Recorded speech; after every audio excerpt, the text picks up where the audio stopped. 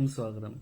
ഇന്ന് നമ്മൾ എത്തിയിരിക്കുന്നത് എറണാകുളം ജില്ലയിലെ ആലുവയിലുള്ള ഗിയർ 1 ഓട്ടോ സ്പേസ് എന്ന ഷോപ്പിലാണ്.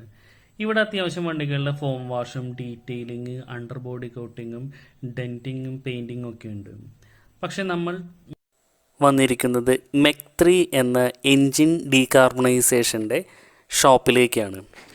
അപ്പോൾ എന്താണ് എൻജിൻ ഡീകാർബണൈസേഷൻ? എന്തിനാണ് എൻജിൻ ഡീകാർബണൈസേഷൻ ചെയ്യുന്നത്? ഈ ഡീകാർബണൈസേഷൻ ചെയ്താൽ ഉണ്ടാകുന്ന എഫക്ട്സ് എന്താണ്? അത് നമ്മുടെ പ്രേക്ഷകർക്ക് വേണ്ടി പരിചയപ്പെടുത്താൻ കൂടിയാണ് വന്നിരിക്കുന്നത്. ഇത് കൂടെ തന്നെ നമ്മുടെ വണ്ടിയും എൻജിൻ ഡീകാർബണൈസേഷൻ ചെയ്യുന്നുണ്ട്. അപ്പോൾ ഈ ഒരു ഷോപ്പിൽ നമുക്ക് ധാരാളം ഫെസിലിറ്റീസ് അവൈലബിൾ ആണ്. ഈ ഒരു വൺ സ്റ്റോപ്പ് എന്ന് വേണമെങ്കിൽ പറയാം. അത്യാവശ്യം നമുക്ക് വണ്ടിയുടെ വാഷിംഗ് ആണെങ്കിലും അതുപോലെ തന്നെ പെയിൻറ്റിങ് ആണെങ്കിലും ഡെൻറ്റിങ് ആണെങ്കിലും ഇനിയിപ്പോൾ ഒന്ന് റെസ്റ്റ് റൂമിലേക്ക് പോവോ അല്ലെങ്കിൽ വേണമെങ്കിൽ നമുക്ക് എന്തെങ്കിലും കഴിക്കാനോ എന്നുണ്ടെങ്കിൽ നല്ല അടിപൊളി ഷവർമയും കാര്യങ്ങളൊക്കെ കിട്ടുന്ന റെസ്റ്റോറൻറ്റും ഇവിടെ ലഭ്യമാണ്. അപ്പോൾ നമുക്ക് വണ്ടിയുടെ എൻജിൻ ഡീകാർബണൈസേഷൻ എന്തിനാണ് ചെയ്യുന്ന കാര്യങ്ങളൊക്കെ കടക്കാം. അപ്പോൾ കണ്ടോ, അത്യാവശ്യം നല്ല ഒരു പാർക്കിംഗ് സ്പേസും കാര്യങ്ങളൊക്കെയുള്ള ഒരു ഷോപ്പാണ്. അപ്പോൾ മെക് 3 എന്ന ഈ ഒരു എൻജിൻ ഡീകാർബണൈസേഷൻ ഷോപ്പിൻ്റെ സാരഥി റുസാഫിദ് ആണ്. അപ്പോൾ റുസാഫിദ് നല്ല കമ്പനിയാണ്. അപ്പോൾ നമുക്ക് റുസാഫിദിൻ്റെ അടുത്ത് ചോദിക്കാം എന്താണ് ഡീകാർബണൈസേഷൻ. നമുക്ക് വിശദമായ ഡീറ്റെയിൽസൊക്കെ നമുക്ക് റുസാഫിദ് തരുന്നതാണ്. അതുപോലെ റുസാഫിദിൻ്റെ നമ്പറും കാര്യങ്ങളൊക്കെ ഞാൻ ഡിസ്ക്രിപ്ഷനിൽ കൊടുക്കുന്നതാണ്. അപ്പോൾ നമുക്ക് വീഡിയോയിലേക്ക് കടന്നാലോ. അപ്പോൾ റുസാഫെ, ടെക് ആൻഡ് ട്രാവൽ വൈബ്സിലേക്ക് സ്വാഗതം. അപ്പോൾ റുസാഫിനെ നമ്മുടെ പ്രേക്ഷകർക്ക് വേണ്ടിയിട്ടൊന്ന് പരിചയപ്പെടുത്താവോ? എന്റെ പേര് റുസാഫിദ്. നമ്മളിവിടെ ആലുവയിൽ ഗ്യാരേജ് നടത്തുന്നതാണ്. നമ്മുടെ എഞ്ചിൻ ഡീകാർബണൈസിംഗ് മെക് 3 എഞ്ചിൻ ഡീകാർബണൈസിംഗ് ഷോപ്പിന്റെ പേര്.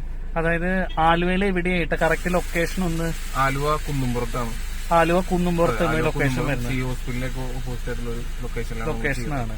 അവിടെ സർവീസ് സെന്റർ, ടീ ഷോപ്പ് എല്ലാം കൂടി എഞ്ചിൻ ഡീകാർബണൈസിംഗ് ഒക്കെ കൂടി കമ്പനി ആയിട്ടുള്ളൊരു ഷോപ്പാണ്. അതായത് സെറാമിക് കോട്ടിങ്ങും അതുപോലെ തന്നെ ഡീകാർബണൈസേഷനും എല്ലാം ഒരു ഹബ്ബ് പോലെയാണ് വന്നിരിക്കുന്നത്. എല്ലാം ചെയ്ത് പോകാന്നുള്ള രീതിയിലുള്ള സർവീസ് നമ്മൾ പ്രൊവൈഡ് ചെയ്യുന്നത്. ഇവിടെ ഈ ഒരു സ്ഥാപനം തുടങ്ങിയിട്ട് എത്ര വർഷത്തോളായി? ഡീകാർബണൈസിംഗ് സർവീസ് നമ്മളിപ്പോ ചെയ്യുന്നത് 2 വർഷത്തിന് മുകളിലായിട്ട് നമ്മൾ ചെയ്യുന്നത്. 2 വർഷത്തിന് മുകളിലായിട്ട് ഞാൻ ചെയ്യുന്നത്. ശരിക്കും പറഞ്ഞാൽ ഈ ഒരു ഡീകാർബണൈസേഷൻ എന്നൊരു പ്രോസസ്സ് ശരിക്കും പറഞ്ഞാൽ സാധാരണക്കാരെ സംബന്ധിച്ചിട്ട് അവർക്ക് ഇത് എന്താ സംഭവം, ഇത് എന്തിനാണ് ചെയ്യുന്നതിന് ഒരു ഡൗട്ട് ഉണ്ട്. അപ്പൊ അതൊന്ന് എക്സ്പ്ലെയിൻ ചെയ്യൂ.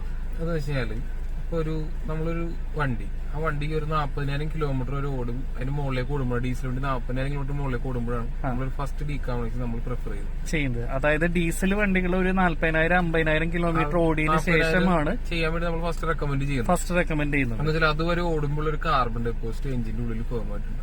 നല്ലോണം carbon deposit carbon deposit form ആയിട്ട് കാര്യങ്ങളൊക്കെ ഉണ്ടാവും. നമ്മൾ എഞ്ചിനിൽ ഈ കാർബൺ ഡെപ്പോസിറ്റ് നമ്മളൊരു ഗ്യാസ് യൂസ് ചെയ്തിട്ട് ഫുൾ ബേൺ ചെയ്ത് എക്സോസ്റ്റ് പുറത്തേക്ക് കളയുകയാണ് ചെയ്യുന്നത്. ഓക്കെ, ആ പ്രോസസ് ഒന്ന് പറഞ്ഞു കൊടുക്കാവോ? പ്രോസസ്സിൽ വണ്ടി നമ്മൾ ഐഡിലിടും. വണ്ടി ഐഡിലിട്ടിട്ട് നമ്മൾ വണ്ടിയുടെ എയർ ഇൻടേക്ക് വഴി വണ്ടിയുടെ എയർ സെക്ഷന്റെ ഭാഗത്തു കൂടെ നമ്മൾ ഗ്യാസ് കൊടുക്കുകയും ചെയ്യുന്നു. നമ്മൾ ഹൈഡ്രജൻ, ഓക്സിജൻ, പിന്നെ നമ്മളൊരു ഗ്യാസ് ഉണ്ട്, നമ്മുടെ മെക്കാബോ ടെക്നോളജിയുടെ ഗ്യാസ് ഉണ്ട്. അങ്ങനെ 3 ഗ്യാസ് മിക്സ് ആണ് നമ്മൾ എഞ്ചിന്റെ അതേ കൊടുക്കുന്നത്. 3 ഗ്യാസും കൂടി മിക്സ് ആയിട്ടാണ് ഏറ്റവും ചെറിയ ഫ്ലോയിലാണ് നമ്മൾ കൊടുക്കുന്നത്. നമ്മൾ പെട്ടെന്നുള്ള ഒരു പ്രഷറിൽ ഫുൾ വോളിയത്തിലൊന്നും ഗ്യാസ് കൊടുക്കില്ല. ചെറിയ വോളിയത്തിൽ ഗ്യാസ് കൊടുത്തിട്ട് ആ ഗ്യാസാണ് എഞ്ചിന്റെ അകത്തുള്ള കാർബൺ ഡയോക്സൈഡ് മുഴുവൻ ക്ലീൻ ചെയ്തത്. അതായത് ശരിക്കും പറഞ്ഞാൽ അതിന്റെ ഉള്ളിലത്തെ കാർബണും കാര്യങ്ങളൊക്കെ വാഷ് ഔട്ട് ആയി പോകേണ്ടതാണ്. ഫുള്ളായിട്ട് പോകും. നമ്മൾ വേറെ ലിക്വിഡോ കാര്യങ്ങളൊന്നും യൂസ് ചെയ്യൂല. നമ്മൾ ഗ്യാസ് ഫോം മാത്രം. ഗ്യാസ് ഫോം കൂടുതലായിട്ടാണ് യൂസ് ചെയ്യുന്നത്. ഫോം കാര്യങ്ങൾ എഞ്ചിനൊക്കെ കൊടുത്തു കഴിഞ്ഞാൽ അതെങ്ങനെയാണ് എഞ്ചിന്റെ അകത്ത് പോയി റിയാക്ട് ചെയ്യാൻ നമുക്ക് പറയാൻ പറ്റില്ല. അപ്പൊ അതുകൊണ്ടാണ് നമ്മൾ ഗ്യാസ് ഫോം യൂസ് ചെയ്യുന്നത്. ഗ്യാസ് ഫോം എഞ്ചിന്റെ അകത്തുള്ള കാർബൺ ഡെപ്പോസിറ്റ് ബേൺ ചെയ്ത് എക്സോസ്റ്റ് കൂടെ പുറത്തേക്ക് പോകും. അതുപോലെ തന്നെ ഈ ഡീകാർബണൈസേഷൻ ചെയ്താൽ സാധാരണക്കാർക്കൊരു സംശയം ഉണ്ടാവും, അതായത് കാർബൺ പോകുമ്പോഴും എന്താണ് നമ്മുടെ വണ്ടികളിൽ മാറ്റം വരുത്തുന്നത്? മാറ്റം വരുന്ന പറയുമ്പോ ഹെഡിന്റെ ഭാഗങ്ങളിൽ 2-3 ലെയർ കൂടുതൽ കാർബൺ ഡെപ്പോസിറ്റ് വരുമ്പോൾ അവിടെ ചെറിയ ഹോട്ട് സ്പോട്ടുകൾ ക്രിയേറ്റ് ആവും. കനൽ പോലെ ചെറിയ ഡോട്ടുകൾ കാര്യങ്ങളൊക്കെ ഉണ്ടാവും. കനൽ അത് ഗ്ലോ ചെയ്യും, കത്തും.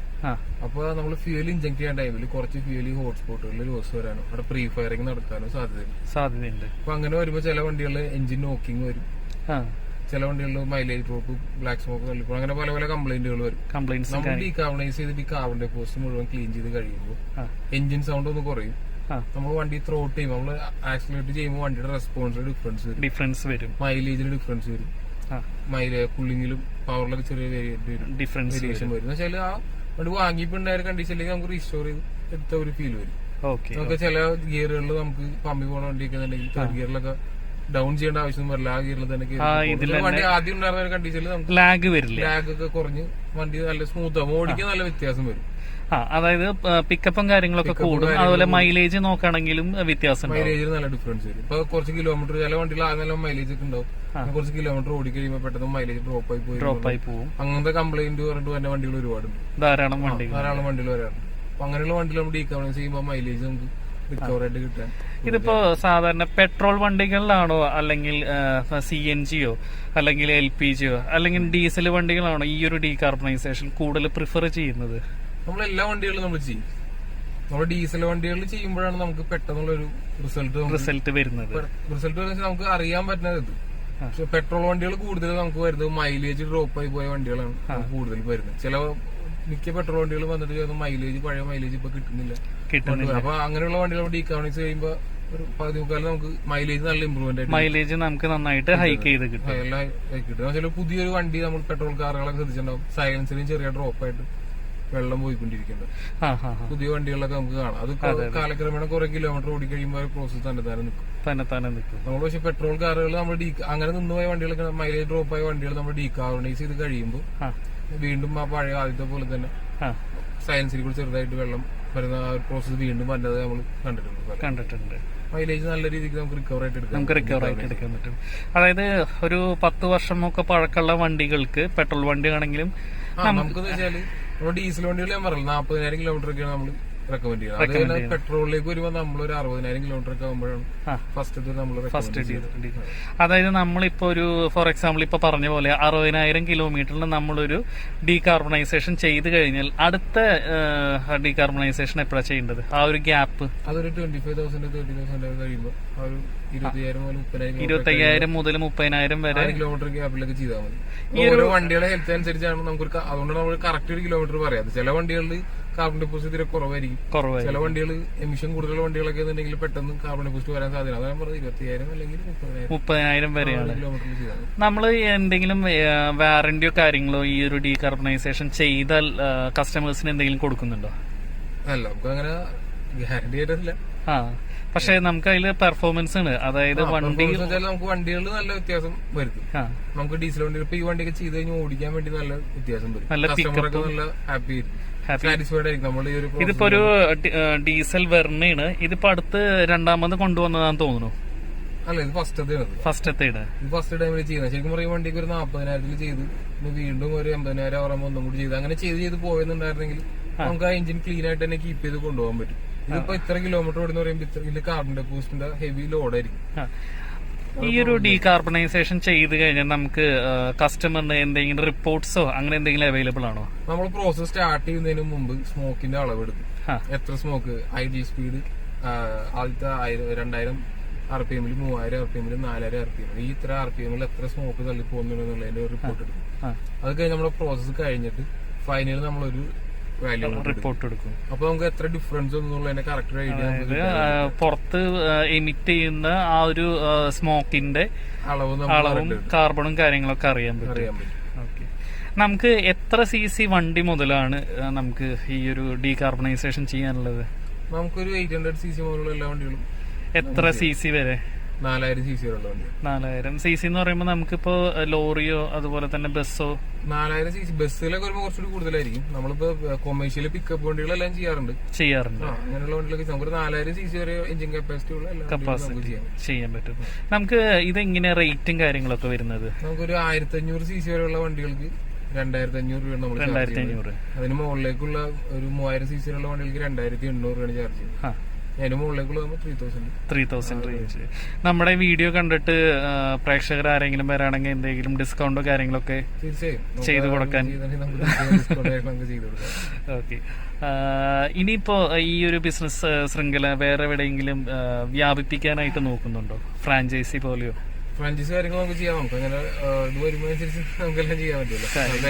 എൻക്വയറീസ് കാര്യങ്ങളുണ്ടെങ്കിൽ തീർച്ചയായും നമുക്ക് ചെയ്യാം. കാരണം എന്താ വെച്ചാൽ ഈ ഡീകാർബണൈസേഷൻ ഇപ്പൊ അധികം പോപ്പുലർ അല്ല, ഉണ്ട്. പക്ഷെ എന്ന് വെച്ചാൽ ജനങ്ങൾക്കിടയിൽ അങ്ങനെ എന്താ പറയാ ഒരു പ്രിവാലൻസ് കിട്ടിയിട്ടില്ല. എന്ന് വെച്ചാൽ നമ്മൾ ബാക്കിയുള്ള ഡീകാർബണൈസിങ് ഫേമിൽ അപേക്ഷിച്ച് നമ്മളുടെ പ്രോസസ് ഡിഫറെന്റ് ആയിട്ടുള്ള ഒരു പ്രോസസ്സാണ് നമ്മൾ ചെയ്യുന്നത്. ബാക്കിയുള്ളതൊക്കെ അന്വേഷിച്ച് കഴിഞ്ഞാൽ എങ്ങനെ പോയാലും 30-40 മിനിറ്റിന്റെ പ്രോസസ്സുകളായിരിക്കും എല്ലാവർക്കും ചെയ്യുന്നത്. നമ്മൾ ചെയ്യുന്നത് 1.5 മണിക്കൂറിന്റെ പ്രോസസ്സാണ്. 1.5 മണിക്കൂർ. ഇത് കൂടാതെ നമ്മുടെ വൈബ്രേറ്ററി യൂണിറ്റ് ഉണ്ട്. ആ വൈബ്രേറ്ററി യൂണിറ്റ് നമ്മൾ എക്സോസ്റ്റിൽ ഫിറ്റ് ചെയ്ത് എക്സോസ്റ്റിലത്തെ ഒരു കാർബൺ ഡെപ്പോസിറ്റും കൂടി നമ്മൾ ഇതോടുകൂടി ക്ലീൻ ചെയ്യുന്നുണ്ട്. അപ്പൊ അങ്ങനെ കുറച്ചുകൂടി ബാക്കിയുള്ളതിനൊക്കെ ഡിഫറെന്റ് ആയിട്ടുള്ള ഒരു ഇതാണ് നമ്മൾ ചെയ്യുന്നത്. നമ്മൾ വെച്ചാൽ നമ്മൾ എഞ്ചിനകത്തേക്ക് കൊടുക്കുന്ന ഗ്യാസ് ഇപ്പോൾ ചെറിയ ഫ്ലോയിലാണ് കൊടുക്കുന്നത്.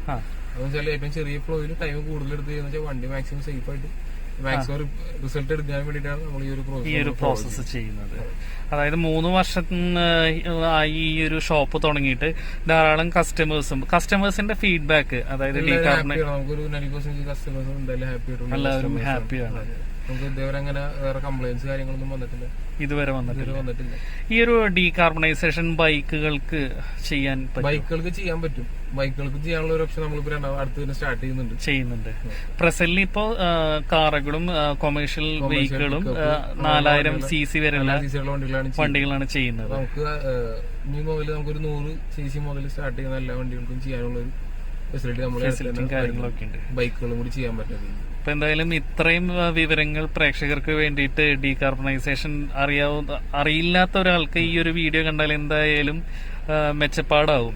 കാരണം എന്ന് വെച്ചാൽ അപ്പോൾ ഫ്രണ്ട്സ്, നമുക്ക് എങ്ങനെയാണ് എൻജിൻ ഡീകാർബണൈസേഷൻ ചെയ്യുന്നത് നമുക്കൊന്ന് നോക്കാം. അപ്പോൾ ഈ ഒരു മെഷീനിൽ നിന്ന് നമുക്ക് ഡയറക്റ്റ് എൻജിൻ്റെ ഭാഗത്തേക്ക് ആണ് കണക്ട് ചെയ്യുന്നത്, ആ ഫിൽറ്റർ മാറിയിട്ട്. അപ്പോൾ ഈ ഒരു പ്രോസസ്സ് ശരിക്കും പറഞ്ഞാൽ ഒരു 1.5 മണിക്കൂറിൻ്റെ പ്രോസസ്സാണ്.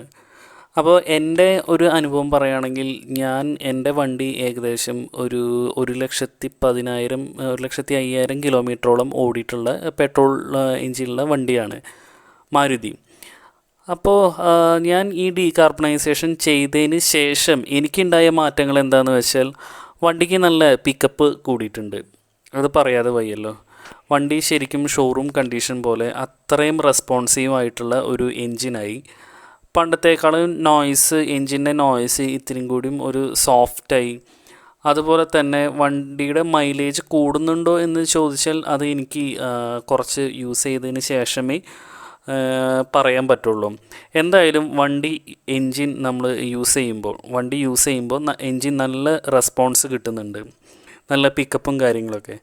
അതുപോലെ തന്നെ നമ്മൾ നേരത്തെ കണ്ട പോലെ തന്നെ ഈ ഡീകാർബണൈസേഷനൊക്കെ ചെയ്യുന്നത് നല്ലതാണ്. കാരണം എൻജിൻ്റെ ആയുസ് കൂട്ടാനും അതുപോലെ തന്നെ കാർബൺ ഡെപ്പോസിഷനും കാര്യങ്ങളൊക്കെ ഉണ്ടെങ്കിൽ അത് പുറത്ത് കളഞ്ഞിട്ട് വണ്ടി അത്രയും പെപ്പിയായി കിട്ടാനും ഞാൻ എല്ലാവർക്കും ഈ ഒരു സംഭവം റെക്കമെൻഡ് ചെയ്യും. കാരണം എന്ന് വെച്ചാൽ എല്ലാവർക്കും അറിയില്ല ഈ ഒരു ഡീകാർബണൈസേഷൻ എന്താ സംഭവമെന്ന്. അപ്പോൾ റുസാഫിദ് പറഞ്ഞ പോലെ ഈ ഒരു പ്രോസസ്സ് ശരിക്കും ഡീസൽ വണ്ടികൾക്കാണ് മെയിനായിട്ട്. കാരണം ഡീസൽ വണ്ടികൾ ധാരാളം ഓട്ടവും കാര്യങ്ങളൊക്കെ ഉള്ള കാരണം നമുക്ക് ഏറ്റവും ബെറ്റർ ഡീസൽ വണ്ടിക്ക് ഒരു 1,00,000 കിലോമീറ്റർ ആവുമ്പോൾ നമ്മൾ ചെയ്യുന്നതാണ്. അതുപോലെ തന്നെ പെട്രോൾ വണ്ടികളും ഇപ്പം ഞാൻ എൻ്റെ ഒരു അനുഭവം അത്രയും സത്യസന്ധമായിട്ടാണ് ഞാൻ നിങ്ങൾക്ക് മുമ്പിൽ പറയുന്നത്. ഞാൻ എപ്പോഴും നിങ്ങളുടെ മുമ്പിൽ ഒത്തൻറ്റിക് ആയിട്ടുള്ള ഇൻഫർമേഷനും കാര്യങ്ങളാണ് എത്തിക്കാൻ നോക്കുന്നത്. അപ്പോൾ ഈ ഒരു വീഡിയോ നിങ്ങൾക്ക് ഉപകാരപ്പെട്ടു എന്ന് വിചാരിക്കുന്നു. അതുപോലെ തന്നെ ഈ ഒരു വീഡിയോയുടെ ഡിസ്ക്രിപ്ഷനിൽ നമ്മുടെ റുസാഫിദിൻ്റെ നമ്പർ കൊടുത്തിട്ടുണ്ട്. അപ്പോൾ വിളിച്ച് ടൈം ബുക്ക് ചെയ്ത് വന്ന് നിങ്ങൾക്ക് ഈ ഒരു ഡീകാർബണൈസേഷൻ ചെയ്യുന്നതാണ്. അത്യാവശ്യം നല്ല ഒരു സർവീസും കാര്യങ്ങളൊക്കെയാണ് എനിക്ക് ഇവിടെ നിന്ന് കിട്ടിയത്. അപ്പോൾ എല്ലാവർക്കും ഈ വീഡിയോ ഇഷ്ടപ്പെട്ടു എന്ന് വിചാരിക്കുന്നു. ഇഷ്ടപ്പെട്ടുവെങ്കിൽ ലൈക്ക് ചെയ്യുക, ഷെയർ ചെയ്യുക, സബ്സ്ക്രൈബ് ചെയ്യുക. അതുപോലെ തന്നെ ആ ബെൽ ബട്ടൺ പ്രസ് ചെയ്യുകയാണെങ്കിൽ ടെക് ആൻഡ് ട്രാവൽ വൈബ്സിൻ്റെ തുടർന്നുള്ള വീഡിയോസൊക്കെ നിങ്ങൾക്ക് നോട്ടിഫിക്കേഷനായിട്ട് ലഭിക്കുന്നതാണ്. അപ്പോൾ thank you friends, thanks for watching. Bye. Stay tune.